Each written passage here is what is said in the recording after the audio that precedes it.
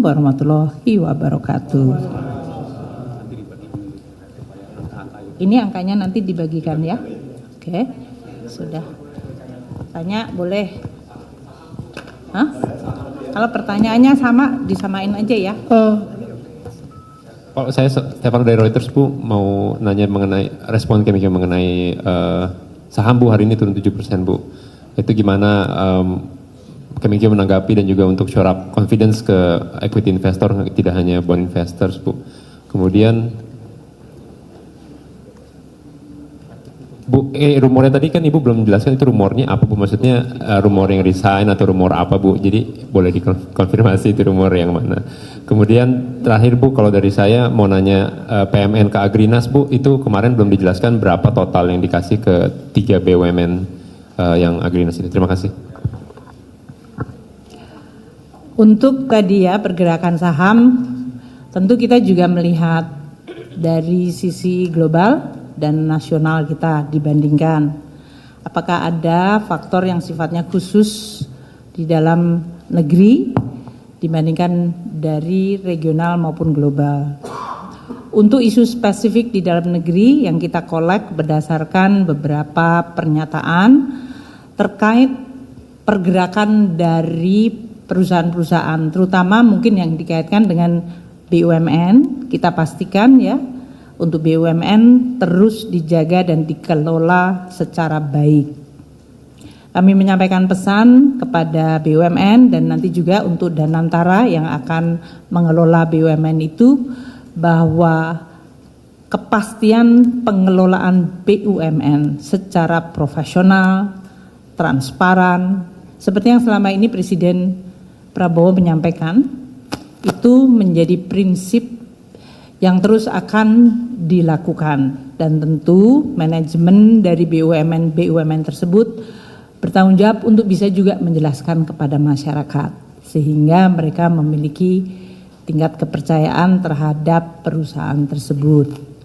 Kalau ada perusahaan swasta yang bergerak cukup dalam hari ini, tentu itu spesifik mengenai perusahaan tersebut.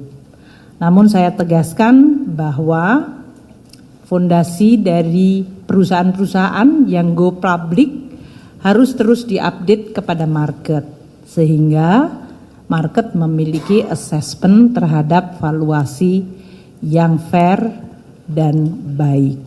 Itu merupakan kewajiban kita bersama. Kalau menyangkut sentimen, yang tadi di sentimen disebutkan, saya rasa Anda semuanya tadi juga sudah menanyakan kepada Pak Dasko ya, waktu di sana ya. Kan Anda dari sana ke sini kan? Ya. Jadi rumornya apa tadi yang Anda tanyakan ke Pak Dasko? Ibu tadi menegaskan terkait rumor tentang, jadi biar lebih clear aja Bu, rumor yang ditanyakan apa? Yang ditanyakan apa? Saya tegaskan, saya ada di sini berdiri dan tidak mundur, ya kan? Saya tegaskan saya mengelola APBN dan bersama-sama dengan tim Kementerian Keuangan terus menjaga keuangan negara.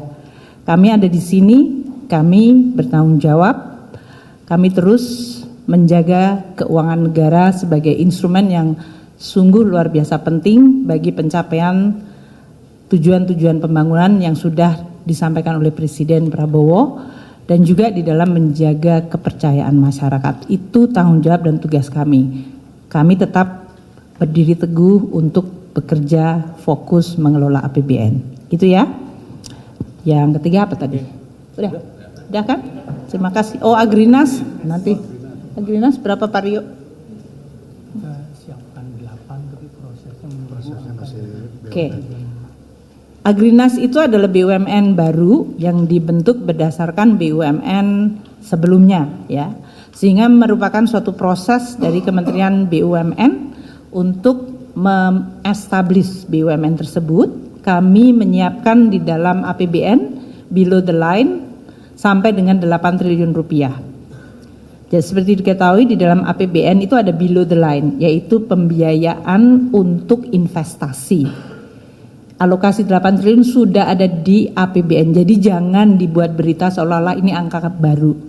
Hanya waktu itu belum dialokasikan untuk BUMN yang mana. Jadi prosesnya sekarang Agrinas oleh Kementerian BUMN akan membentuk, menyampaikan kepada DPR untuk kemudian proses PMN-nya bisa dilaksanakan. Gitu ya? Oke, terima kasih. Kan sama ya pasti pertanyaannya? Beda Bu. Oh beda banget. Selamat sore Bu semua ini. Saya Denny dari Media Kontan. Ada 2 pertanyaan Bu. Terkait ini OECD kan memangkas proyeksi pertumbuhan ekonomi Indonesia ya Bu. Kalau dari Kemenkeu sendiri melihat pertumbuhan ekonomi di kuartal 1 dan 2 itu proyeksinya berapa ya Bu? Dan pendorongnya apa? Terus tadi pertanyaanku terkait pajak. Per 17 Maret tadi kan penerimaan pajak bruto tumbuh positif ya Pak dibandingkan Februari. Itu apa yang menjadi pendorongnya, dan mungkin bisa disebutkan Bu secara nitonya sebenarnya penerimaan pajaknya trennya gimana Bu? Terima kasih. Kan saya memberikan bonus hari ini sebetulnya untuk APBN akhir Maret, nanti kita sampaikan ya untuk pertanyaan kedua. Boleh sabar dikit? Ya, nanti kalau sudah itu saya sampaikan. Untuk yang growth projection, kita terus memantau ya. Sebetulnya ada berita yang luar biasa positif kemarin ya, mengenai neraca perdagangan. Iya kan? Sampai tenggelam karena semuanya teman-teman membuat berita baru lagi. Coba kita lihat, apa ya? Ya, trade surplus, saya tahu trade surplus, itu udah judulnya supaya angka Pak Febrio. 3,1 billion US dollar. Ini adalah kenaikan dibandingkan posisi, coba mana Mas Febrio? Mas Febrio itu orang Batak jadi dia nggak tahu. Febrio itu kenapa kok jadi sama saya? Handphonenya sama handphone saya langsung bertemu. Kamu pegangin handphone saya. Ya, neraca perdagangan Indonesia tren surplus 58 bulan secara berturut-turut. Ini mulai dari, masih ingat tahun 2020 Covid ya. Mei 2020 kita tuh surplus sampai hari ini surplus terus. Jadi sudah 58 bulan. Nah, surplus pada bulan Februari mencapai 3,12 billion US dollar. Ini lebih tinggi 2,28 billion year on year. Lebih tingginya tinggi banget loh dari 312 ya. Poin saya adalah dengan neraca perdagangan yang positif di tengah cerita yang saya sampaikan waktu minggu lalu ya. Dunia itu lagi gonjang. Semua negara sedang membuat barrier atau halangan untuk trade dengan menaikkan tarif. Kemudian banyak membuat lembaga-lembaga internasional membuat prediksi ekonomi melemah. Di tengah hal tersebut, naiknya tarif yang sangat tinggi, proyeksi perlemahan, Indonesia masih mampu menjaga trade surplus 58 bulan secara berturut-turut. Bahkan angka Februari lebih tinggi year on year sebesar 2,28 billion mencapai 3,12 miliar. Itu satu. Yang kedua, PMI kita di angka 53,6. Saya sampaikan kemarin di dalam penjelasan konferensi pers, PMI yang 53,6 itu adalah rebound atau recover dari posisi yang tadinya di bawah 50, itu berarti kontraktif menjadi ekspansif. Ini menggambarkan bahwa kegiatan ekonomi yang diukur melalui indeks PMI itu menunjukkan suatu aktivitas yang cukup bagus. Itu adalah kegiatan manufaktur, jumlah stok, jumlah permintaan, dan apa lagi ya yang tambahan? Ekspor. Nah, ini memberikan kita optimisme bahwa kuartal 1 tahun ini dari total agregat demand kita masih terjaga. Apa komponennya? household consumption, konsumsi rumah tangga. Dengan inflasi yang rendah, saya ulangi lagi ya, di sini yang kemarin nanya deflasi. Dengan tingkat harga yang stabil atau bahkan menurun untuk makanan dan tiket, ya kan? Itu menyebabkan deflasi, dan kita memberikan juga subsidi untuk listrik 2 bulan. Itu menyumbangkan deflasi, harganya turun, tapi itu bukan karena daya beli, itu karena intervensi policy pemerintah. Sehingga ini diharapkan bisa menjaga daya beli masyarakat.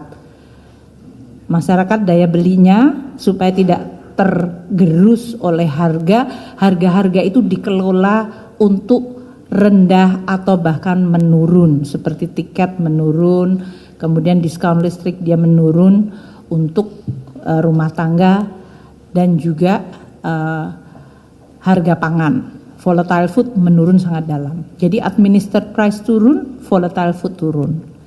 Ini diharapkan menjaga konsumsi rumah tangga karena daya belinya terjaga dengan harga yang relatif stabil.